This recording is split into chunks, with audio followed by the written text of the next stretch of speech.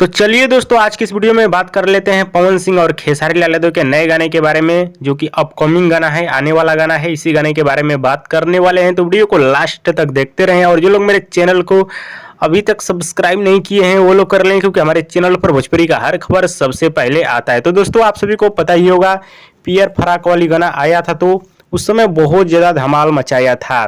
वहीं खेसारी लाल यादव का cocoa Cola गाना आया था, यानी पहला पार्ट, वो भी गाना बहुत ज़्यादा मार्केट में धमाल मचाया था।